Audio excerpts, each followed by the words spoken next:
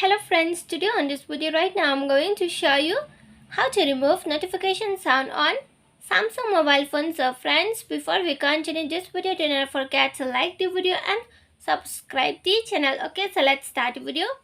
First of all, what you need to do is that you have to move on setting, then from here you can move on to sound and vibration. Okay, after you have been moved on to sound and vibration, you are going to find this feature. So from here you can click on this sound notification sound. Okay, so after that you have to scroll like this on the top, and on the top you are going to find the first option is the silent option. So if you want to remove notification sound on your mobile phone, what you need to do is that you just click on this notification, on this silent option double. Okay, you have to click twice. Okay, click double, then after that your notification sound will be silent, it will be removed. Okay, so friends, if you love the video, do not forget to like the video, share the video and subscribe the channel, and thanks for watching.